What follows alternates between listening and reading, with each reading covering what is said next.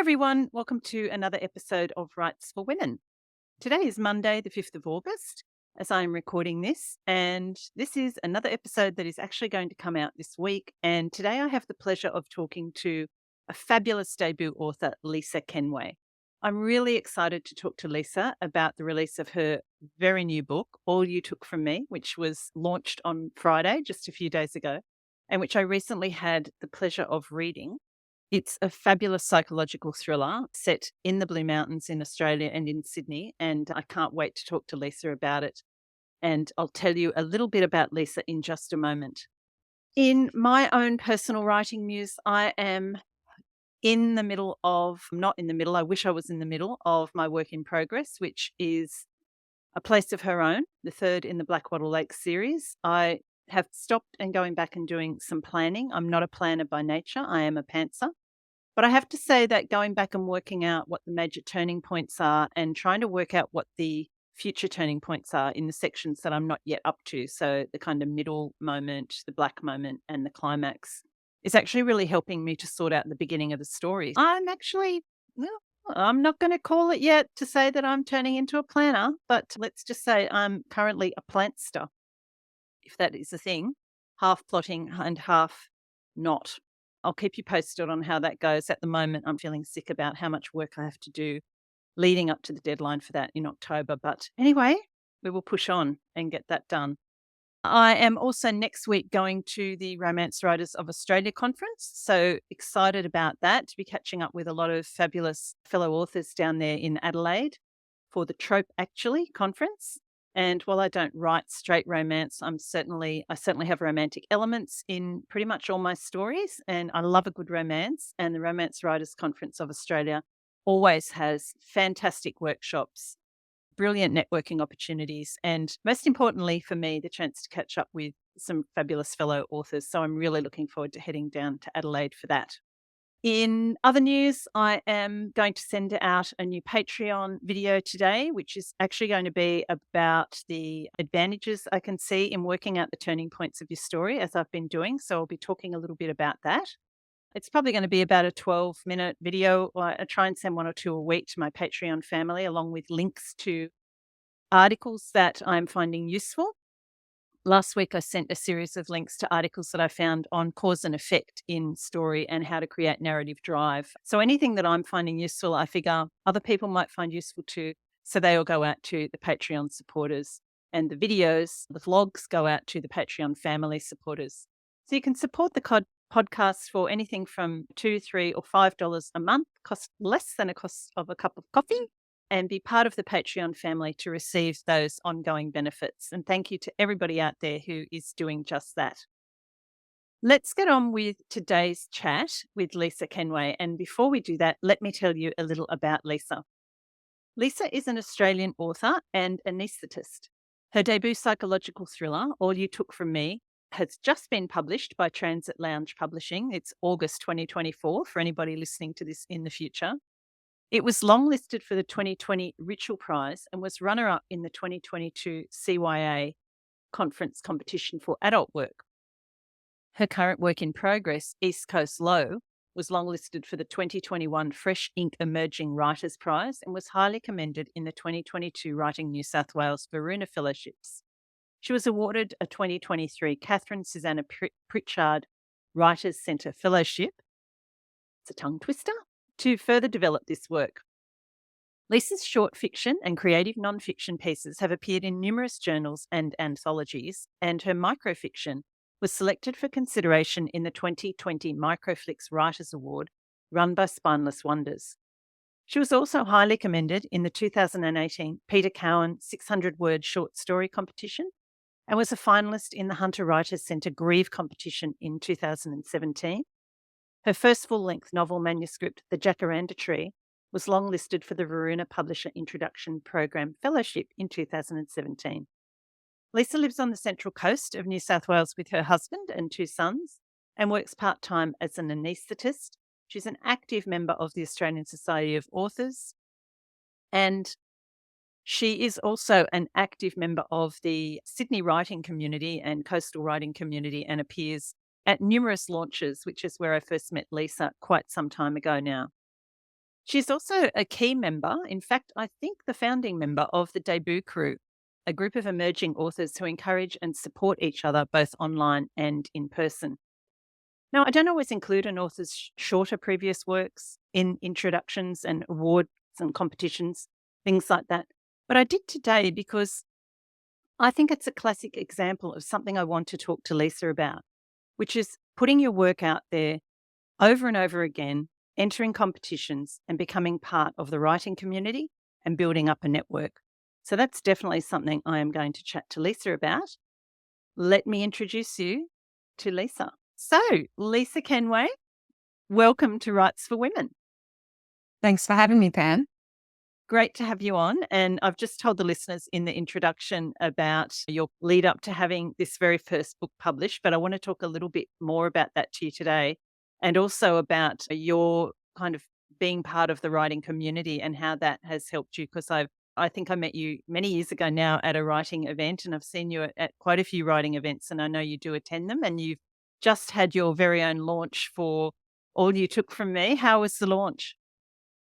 Oh, it was so much fun. There's nothing like holding your own book and celebrating its release with a room full of family and friends. It was just so warm and, oh, it was a really like a big hug. Yeah. Oh, fantastic.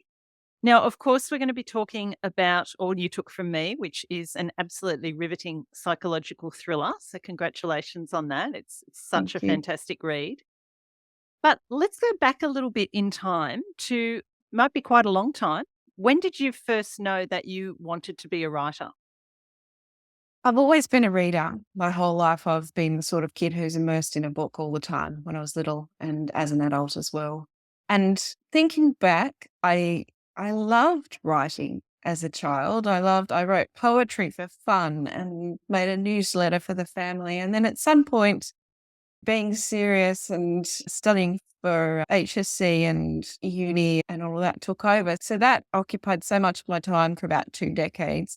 It wasn't until I was in my early 40s, my career was established, my kids were at school, and I suddenly had time to take a breath and realize that I still wasn't fulfilled, that there was something else that I needed, and that was creativity. And I pretty quickly gravitated towards writing because I had always loved to write. And very deep inside, I had wondered if I could write a novel.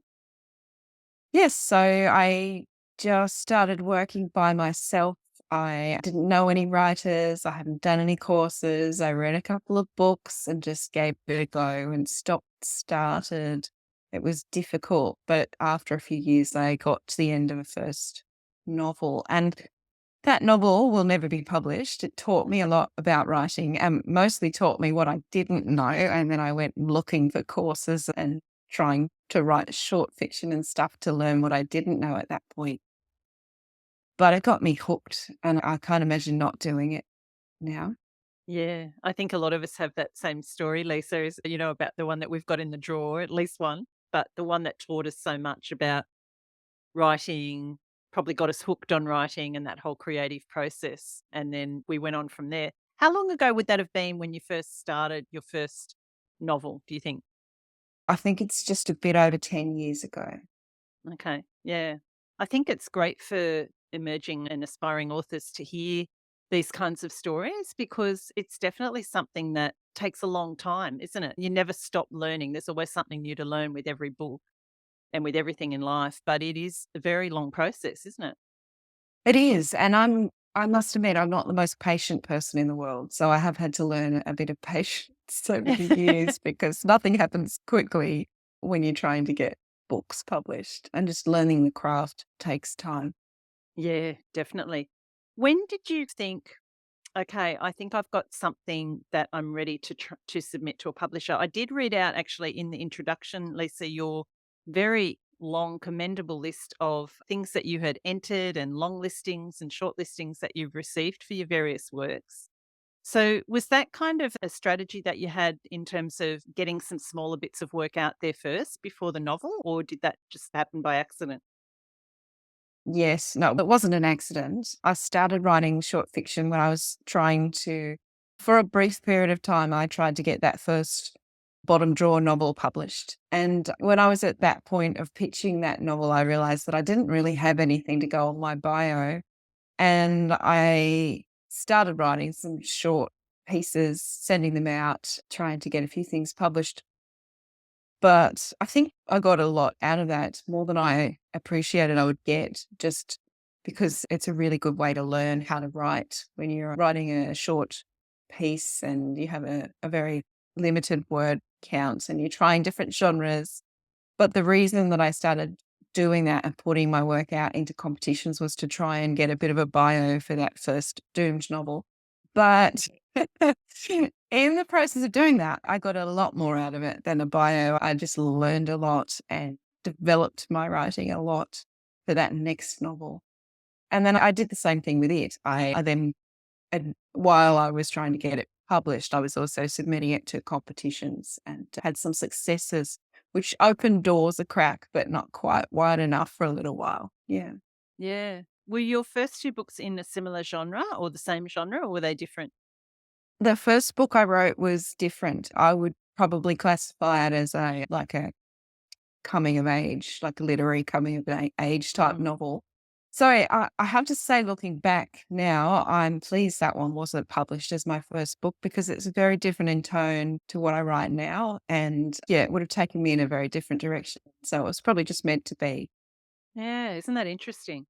So you shopped your second novel around a bit and had a little bit of a few bites with that. When did you actually start work on All You Took From Me? So all you took from me was my second novel. Oh, okay. It's just been a long time in the gestation.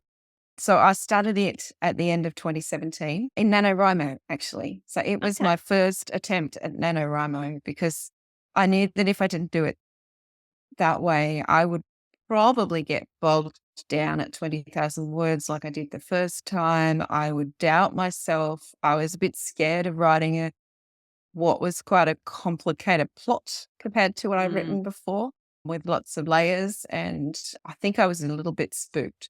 So I did NaNoWriMo, wrote 50,000 words in the month of November, and then collapsed in a heap and spent like the best part of the year writing the rest of the first draft. And then another year restructuring it, rewriting it myself and getting it to the point where I was happy to send it out. Looking back, it wasn't probably ready, but it's very hard to tell, isn't it, when you're Yeah. close to something? And I had a lot of feedback. So I started sending it out to agents, unfortunately, right near when COVID hit at the beginning of Ah. 2020. Mm. And everybody was looking for uplifting fiction, and nobody seemed to be looking for dark, twisty thrillers, partially set in hospitals for some reason. So I Wonder just had a why. lot of no's.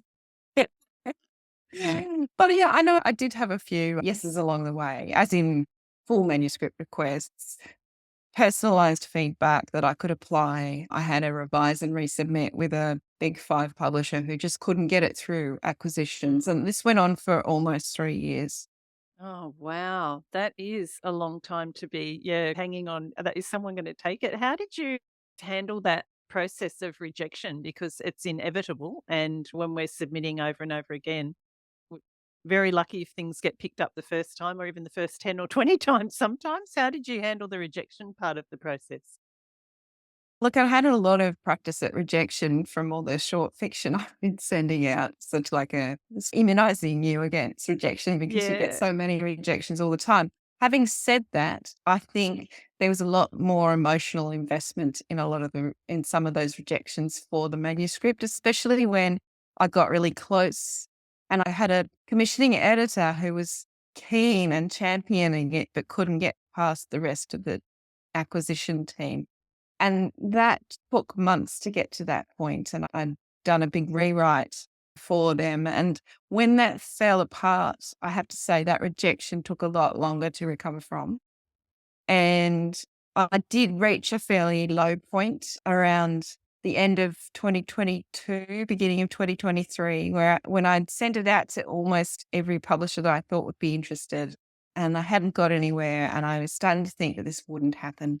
And that was pretty low rejection, my reaction to that rejection was pretty low. How I got through it was with friends. So I have a lot of close writer friends, and I have a fabulous writers group on Central Coast where I live. And one of them is Donna Cameron, and she and I go for bushwalks when we're at our low points and we talk it out. And I think that there's nothing quite as helpful as having friends in your corner who have been there, who know exactly what it's like and exactly what you're feeling, to bounce things off and recover, bounce back from those rejections and work out what you're going to do next. Oh, 100% agree. I've said many times on the podcast, I certainly wouldn't be doing what I'm doing and still writing if not for my writing buddies. And it's just so important to have that encouragement and support. So you said that was the beginning of 2023. So that's only last year. How did you Yes. then go from that to getting a publishing deal with Transit Lounge? It's funny. It's almost like the universe aligned. And it's so strange. It's not uncommon, I think, for people to get that publishing deal right after they've reached the point of acceptance that it might not happen. I don't know. It's a strange thing. But two things happened at that point. I had lined up a freelance editor to work on my next novel, which was at a fairly advanced stage, required ready for structural editing Mm, advice. And I decided to put my energies into that. And I'd lined up a freelance editor to work on it and give me a structural report. And she was the same one who had worked on All You Took From Me, an early version of it. And when she replied to my email, she said such lovely things about All You Took From Me having been one of the most memorable and intriguing manuscripts she'd worked on. And she works for all the big publishers, so she mm, works on a lot of manuscripts, and it had stuck with her over the last few years. And she was very surprised that nobody had picked it up yet.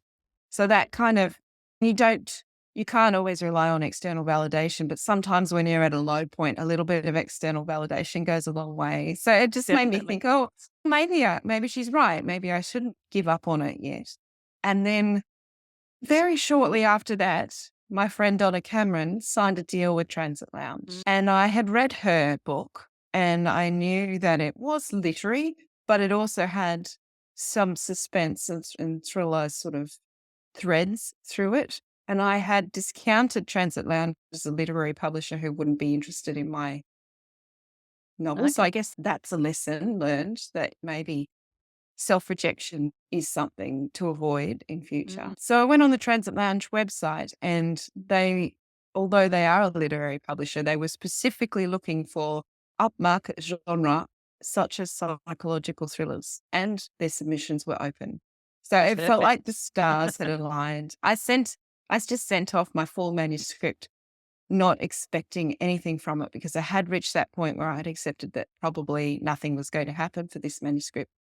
And then it was only 2.5 weeks later, I got an offer in an email from my publisher. And at the launch the other night, he said, looking back, and thinks that might be a record for them to make an offer that quickly. But it just landed on Wow. the right person's desk at the right time. I'd done more work. I'd developed the manuscript compared to when I was sending it out at the beginning of 2020. And it was meant to be.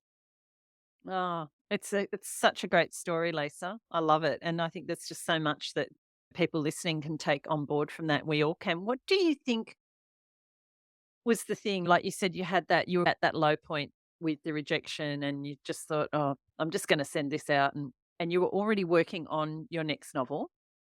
What do you think is the kind of secret ingredient that keeps you going? You've mentioned the support of friends and things, but is there something else that you think keeps you going with the writing in the face of those rejections and thinking, just, oh, I'll just write another book? Because it's so easy to just say, oh, I've given writing a shot. It's not for me. I'll try something else. What do you think it is that kind of kept you going back to the writing and starting the next project and the next project? It's not fame and fortune. I think I love writing. I love it even if there's no published book at the end of it. It's the only time when I really can shut out the rest of the world and immerse myself in a story and create something and then look back perhaps and be proud of what I've created. And I love playing with words. I think when I was in between manuscripts and feeling a little bit uncertain about how I wanted to proceed, the best thing that happened for me was I found flash fiction, and I did some workshops with Kathy Fish, who's in the US, who's a really well regarded flash fiction writer, but she's also a lot of fun. And just playing with the words, trying out different prompts and doing it purely for the joy of it, I think reminded me that's why I started doing it in the first place. And all of this external validation and getting books out in the world and getting shortlisted for a prize is wonderful and lovely, but it's not the reason that I started doing it. And it's not the reason that I keep doing it. Oh, I love that. So important to keep that in mind, Lisa. Thank you for sharing that. Let's talk about All You Took From Me. As I said, I have recently finished it and found it really riveting. I just was each night thinking, great, can't wait to get in bed so I can read the next few chapters. That's good to hear. You are an anaesthetist, as is your main character, but where would you say that the initial inspiration for this story came from? It came when I was sitting in an anesthetic conference. And it was a research presentation about measuring depth of anesthetic. So it's a little bit technical. And I got to thinking about how little we really understand as anaesthetists about how the drugs we use all come together to Mm, affect consciousness, which on the surface sounds a bit concerning, but we know a lot about how the drugs work at the cellular level, how they affect electrical waves or functional MRIs or whatever. But when it comes to describing what consciousness is and how the drugs come together to affect consciousness, we just haven't nailed it and we don't really understand it. And then in this meeting, the other thing that he spoke about was the different levels of anesthetics and between awake and fully anesthetized.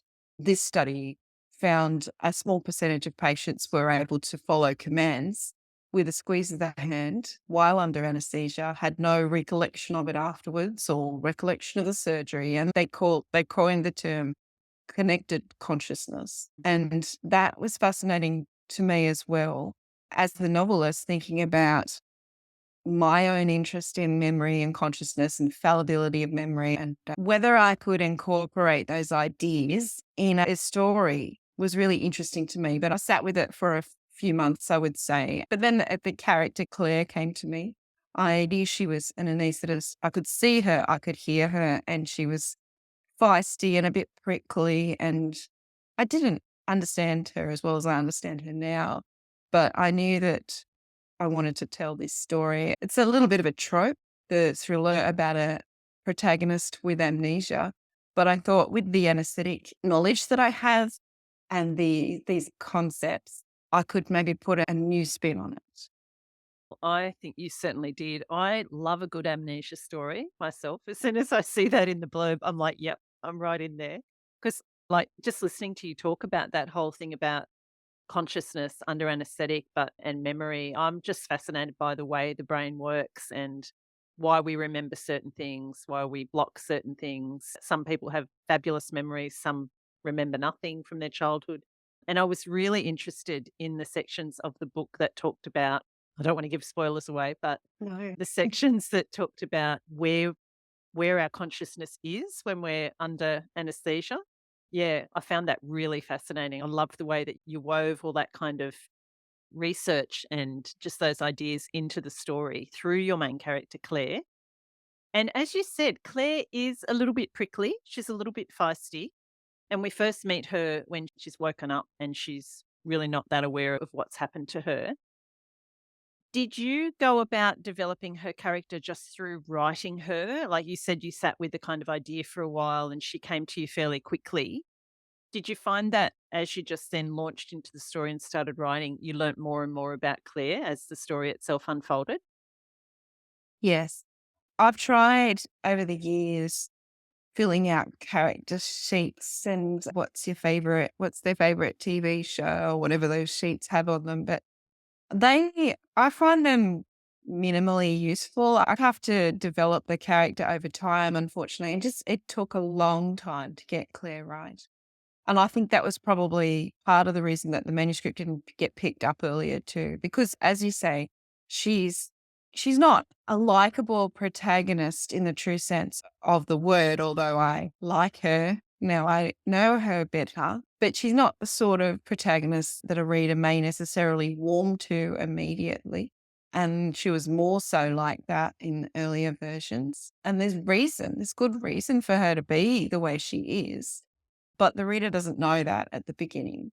So I had to do my best to develop her, layer her, give her backstory, explain why she is the way she is, and perhaps show different aspects of her by bringing in her cat and the magpie Yeah. and all these, and then her interactions with other characters to show that she is not just this prickly anaesthetist who's lost Yeah, her she's a memory. kind She's of a lot more than that. yeah, yeah, she's this bottled up character, isn't it? But you do such a great job of making us wait to find out why, but also then, like you say, you're threading through the bits. Well, if she's got a cat and she loves the cat, and she, it's literally almost a save the cat moment there as we first meet the cat and find out about Lance. And she's got this lovely relationship with her neighbors, which I think also we think, well, they really love her and they obviously see something good in her. And it's not that she's this horrible person, but she is quite closed off, isn't she? It's like when you meet someone at a social occasion and they're a little bit quiet or a little bit standoffish, but there's something intriguing about them. And with a bit of time, you start to get to know more about their personality. But it's quite tricky, I think, to write a character like that and strike that balance because she's been through a lot and her background made her that way. And that was how she needed to be. But I think that probably did make it harder to get people to say yes to it. Yes, definitely agree with that. And you do a great job with that backstory. And it's a very important part of us getting to know her, but then holding it back and filtering the drip coffee filter or something, filtering those things through the storyline. There is also a lot of tension and suspense in the current time action of the story. Are you somebody who reads a lot of kind of these sort of books yourself? Do you think that you have absorbed that ability to create tension and suspense in your writing through what you read? Possibly. I do read widely. I like a lot of other books as well as thrillers, but I do read a lot of psychological thrillers and crime for sure. But I think I'm by no means an expert at this yet. This is my first crime novel, and I learned a lot from my editor, or both editors, but especially the editor on the last pass about how to really fine tune that pace and the tension and suspense. It just took me a lot of passes, a lot of moving Yeah, things around and chopping chapters and so on to get it all right. yeah. Was there one thing, Lisa, or a couple of things that kind of stand out for you in terms of light bulb moments about creating that tension and suspense?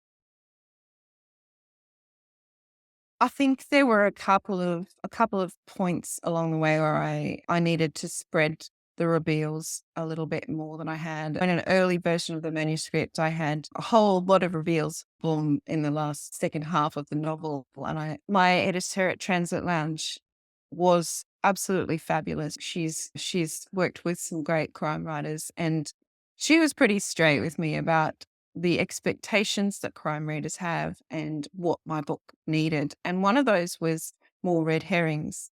And she gave me a fantastic exercise to do, which is really useful. She got me to write down every character's name, even the most minor characters, just make a list of them. And then for each of those characters, think about whether they could be a red herring, how they could be a red herring, even for a chapter or two, obviously. And then I came up with quite a few and a few ideas in the process about how to develop the tension in the story Mm, and suspense. And I just selected a few of those and inserted them, retrofitted them into the story. And then in the process of inserting those, this, that also contributed to having reveals paced out, earlier in the piece. And because I think it's important to have questions and answers all the way through, ideally every chapter in a novel, especially in a thriller, should raise a question, maybe go some distance towards answering a question that's been raised previously, just to keep the reader reading, keep them curious, and keep them wanting to find out what's happening. And that's what those red herrings did by inserting them earlier in the piece. Even if they were small reveals, they were keeping that tension Mm. throughout. Yeah, I love that. I love that idea of creating questions and then, providing small answers or providing part of an answer, but then holding over the bigger part of the answer. And of course, you have some bigger questions and then some smaller questions throughout the manuscript as hooks for the reader to pull them through the story. I think that works so beautifully. Thank you. Another big part, I think, of the tension, and certainly in some more than others, but the settings in this story are very specific and they go a long way to helping create the tension. So you have Claire lives in this, what sounds like a beautiful area in the Blue Mountains. She is also an anaesthetist. She wakes up in the hospital. She goes back to work at the hospital. And there's a couple of other really important settings to the story, which I won't say too much about because I don't want to give spoilers. You can talk about them if you feel they're okay. But how important for you was using the setting to help create that atmosphere and to help build the tension in different parts of the story? Oh, it's crucial, I think. I love writing descriptive writing. I love writing setting. And I had to restrain myself a bit because it would have impeded the pace, I think, of the novel if I'd really leaned into that joy of writing that sort of thing. But I love creating atmosphere, and setting comes really early for me in a story. I need to know where it's set, and I need that setting to reflect the tone of the story. And I think the Blue Mountains setting did that Mm, because, yes, the Blue Mountains are beautiful and I love them and I love being up there and I feel like I can breathe out when I'm up there. But there also is quite a bit of menace. If you're out in the bush by yourself, there's noises everywhere. It can get fog can roll in, and the weather was really useful as well. Although that's something that I was trying not to overuse because I think that you can overuse it, but employing the weather to build to amplify that suspense and tension, and especially around the climax, I did do that as well deliberately. yeah. Yeah, and you've got some great scenes where we see Claire alone in different places too, and that sense of menace of being alone in specific environments and how daunting that can be, and you really get that onto the page for the reader too. I think that worked so beautifully. And you've talked about this book evolved over quite a long period of time, and of course, you had challenges with getting it across the line with the publishing. But in terms of the writing, Lisa, would you think would be the biggest challenges that you faced overall in finishing the book, getting it to the Um, point where it was ready for publication? yes. I don't mind editing. I actually like editing with a good editor, but I was pretty exhausted by the time this novel got picked up. It had been through so many iterations and I'd worked with editors and publishers and other beta readers along the way. And then I did another big structural edit with the publisher, which made the novel. It pulled it all together. But that was a lot of work and it felt like a lot of work at the end of a marathon. I It bet. did. I wrote another 10,000 words. I changed the big twist ending. I added scenes with characters that hadn't been on the page before. And as I mentioned, alluded to earlier, I had to retrofit a bunch of red herrings. And that was actually quite hard because you change one thing early in the piece and then you need to make sure that everything else falls into place. So at one point when I was doing this big restructure, I was worried that I'd broken it completely. But then something magic happens.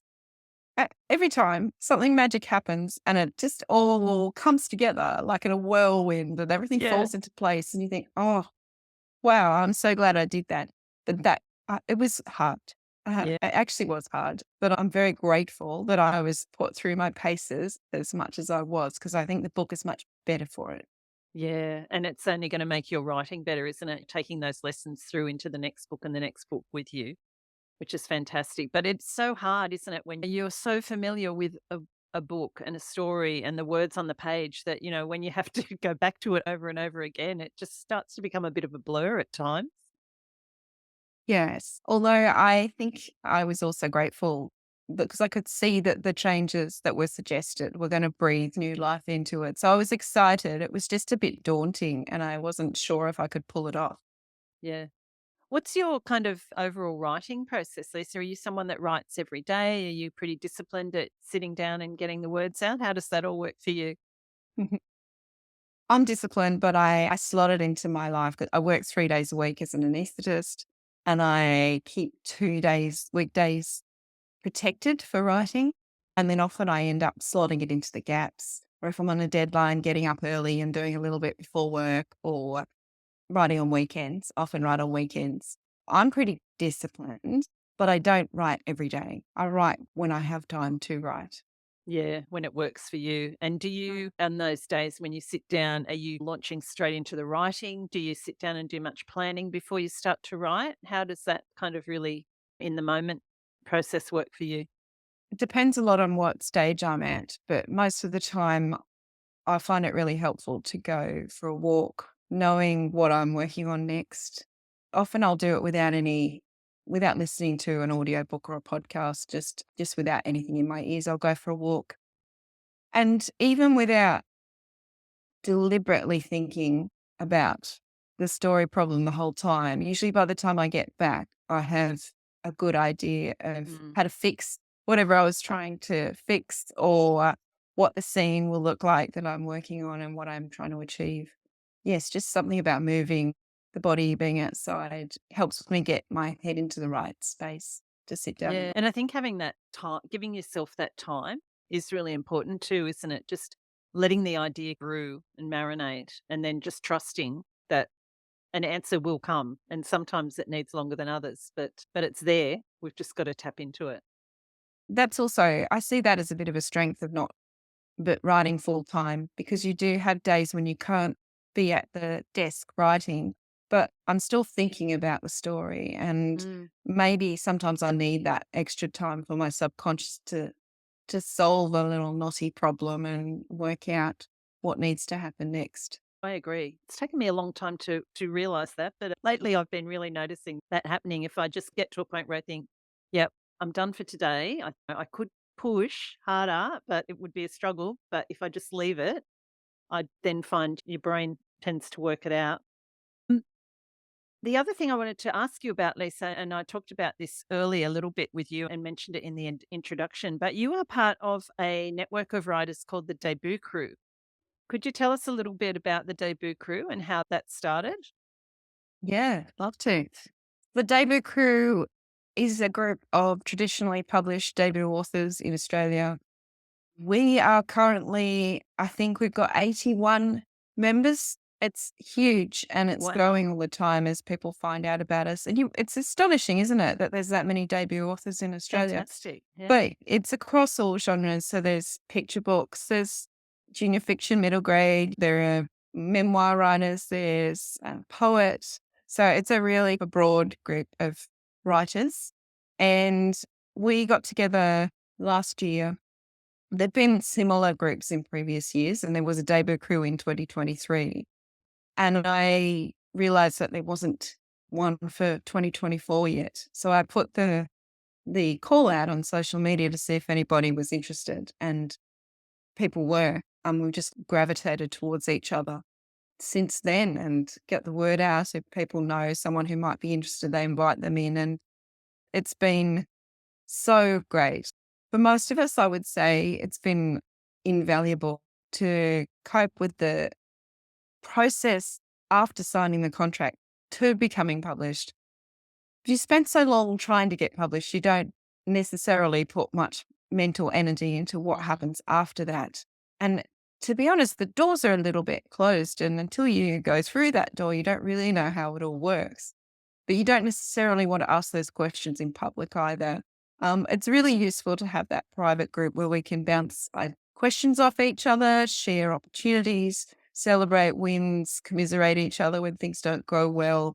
And we've had really generous established authors come and talk to us as well. We've had marketing experts talk to us, and we had some media training as a group. And now people are getting together in person as well. And friendships have formed that I'm sure will last well beyond 2024. And I'm just really happy that I initiated that Oh, good on you. Yeah, initial, I think it's call out. fantastic. Yeah, and as you say, I guess that's the beauty of social media in a way, isn't it? And I think that hit home during COVID is the way that we can connect. It doesn't matter where we live, we can connect online and in various ways through social media that can be really beneficial. Oh yeah, it's a double-edged sword, isn't it? It's really Mm. distracting and it can damage your mental health if you spend too long on it. But I've met so many of my writer friends that way. My writing group, local writing group who meet in person, we wouldn't exist if we hadn't all been on, a few of us hadn't been on social media and realized that we lived in the same area and got together that way. I think the benefits outweigh the negatives for me. Yeah, yeah, for sure. And how are you finding that kind of promotional and social media side now the book's been released, Lisa? And I guess in the lead up to the book coming out too. How is all that going for you? It's a learning curve. Oh, it's just delightful. Oh, it's so heartwarming seeing people sharing pictures of my book and writing lovely things about it and supporting me. They don't need to do that. So I want to engage with all those people, but it's been a bit hectic, I must admit, the last few days. But yeah, hectic in a wonderful way. And yeah, I think it's good for promotion, but I need to take a bit of time away from it as well. Yeah, yeah. Keep that balance. It's really important, isn't it? So you had your launch on Thursday night at Better Read Than Dead in Newtown. Fabulous crowd of people came to celebrate with you. Do you have other events going forward where you're going to be talking about the book? I've got quite a few. I have another launch on the Central Coast on Wednesday night. I think half the hospital's coming to that one, so that could be big. That's at Bookface Erina, which is my local bookstore. They've been Great. so supportive. They let me decorate a whole window display with my book in it. It's been absolutely delightful. A big shout out to booksellers. They really are what makes this industry go Oh, round. they're amazing.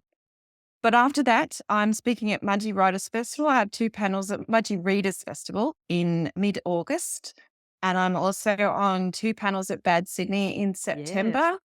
Fantastic. And I am doing an online event for Sisters in Crime. And I'm doing a couple of Brisbane events in October and books at the Bolo in Newcastle later in the year. And all those events are on my website or will go on my website when they become live because there's a As they couple of come other up. little library talks and things as well. Yeah. Just something you said there about your launch on Wednesday, Lisa, up on the coast, and a lot of the people from the hospital coming.